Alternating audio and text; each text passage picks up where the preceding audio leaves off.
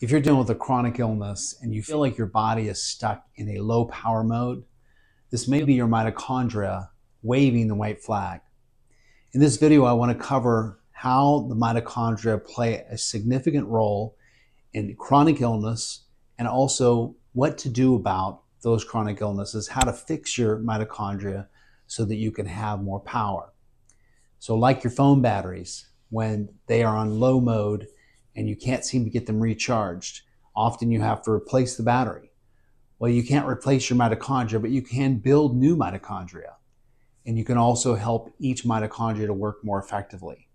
So we're going to talk about how this plays a role in your brain function, your immune function, and your overall system of power. So stay tuned. In the body, the mitochondria play a major role in all processes, and any energy demands of the body require healthy mitochondrial function, whether it be brain function, immune function, hormonal balance, digestive issues, and other things. When we have weakened mitochondria, you can have symptoms of brain fog, fatigue, you can have hormone imbalance, you can have digestive problems. We see this in conditions like myalgic encephalitis and chronic fatigue syndrome. We see it in autoimmune conditions. We see it in digestive issues and also brain problems, depression, anxiety, and others. So when you start to have this breakdown, you're going to have to look back to the mitochondria if we want to help these things. I kind of liken it to a job site. When you go to a job, there's three things you need. You need workers, you need supplies, and you need tools. If you show up for the job and you don't have enough supplies, you're not going to be able to get that job done. Let's say it's a roofing job and you're trying to put a new roof on. If you only have half the shingles, you're going to have to wait until you get the shingles to be able to put the rest of the half on. Well, the body does the same thing. It says, okay, I have 1,000 jobs and I only have enough energy for 500. So let me pick the most important. Well, guess what? Repair and hormone balance and digestive balance is not as significant as some of the other things. So it's going to triage these things until you have enough energy. So what causes the mitochondria to break down, become dysfunctional? There are 5 main stressors that I want to point out. The first is going to be mold and microbes of other types, whether it be Lyme or viruses. When you live in a moldy environment or work in a moldy environment, you're exposed to the mycotoxins. This creates inflammation in the body and it creates a drag on the system. The body has to process this out. If you're always having to deal with this, you don't have enough energy to do other things as well. A second is going to be sleep problems. If you're not getting consistent sleep or enough sleep, you're going to have no repair happening. Often during times of sleep and fasting is when mitophagy happens, where you're breaking down the old mitochondria and building new mitochondria. And if you don't have enough time in downtime or rest, you're not going to get that repair. A third one is going to be diet, whether it be the processed oils, the seed oils, or pesticides that is in our food, whether it be the inflammation from sugars and other saturated fats. These create inflammation and cause a drain on the system as well. Then we have issues like the chronic stress. This could be coming from unresolved traumas. This could be from a lifestyle that is out of balance. It also could come from relationships that are not healthy. So looking at these areas are important. They will also cause a drag. And then lastly is going to be poor detox.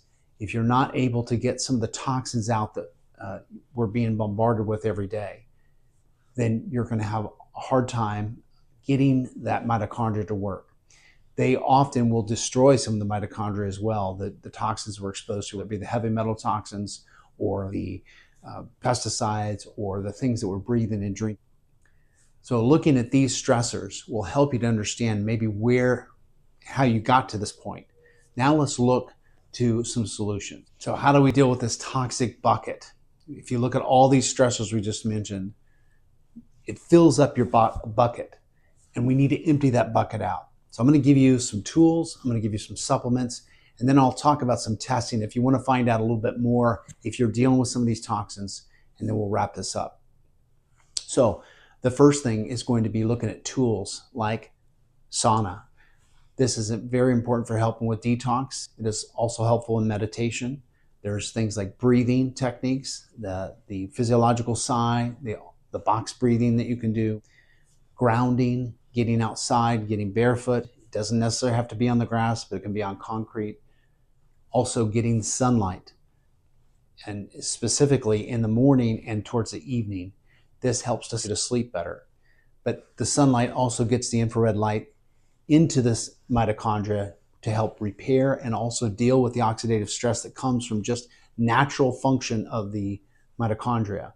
So we need sunlight every day. If you can't do that, you can use low-level laser. I'll do that often for 5 minutes in the morning when it's overcast. Then you also have other tools like exercise.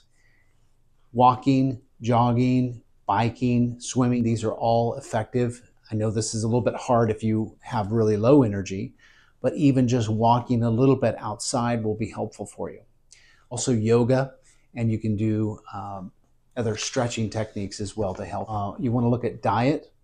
You want to switch out that processed food for colorful fruits and vegetables. Today I ate some berries, strawberries, blueberries. I ate some broccoli. I had some nuts like walnuts.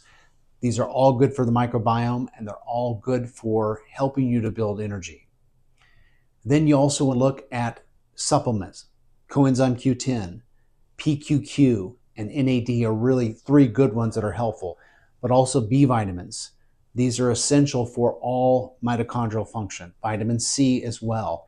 And then things like quercetin, rutin, lutein will help to decrease the inflammation. Then you can look at probiotics, prebiotics to help with the microbiome as well. And then lastly, if you want to identify if you're having some of these toxins, there are several tests you can do. There's an organic acid test that you can get done. There is the Vibrant test that looks at a lot of your microbes. The oat test actually looks at some of the bacteria in the gut, and also it looks at the mold species. And then you can get a mycotoxin urine panel that looks at mycotoxins that you've been exposed to. And then there's the gut zoomer that would allow you to look at what's going on in the gut. So if you're wanting to figure out if you've been exposed to some of these and how to deal with it, you can start there. One more additional supplement that I want to remind you of is L-carnitine. This is really good for mitochondria biogenesis, or the development of new mitochondria. Lastly, I want you to remember that you don't have to have a diagnosis to know that something is off. If you've been struggling with fatigue for a long time, there's something going on with the mitochondria, and this is one of the starting points. So save this video and use one of these tools or supplements and see if you can start getting some improvement. If you're ready for a deeper dive, head over to my website, functionalhealthtn.com. I'd love to see you there, give you some help.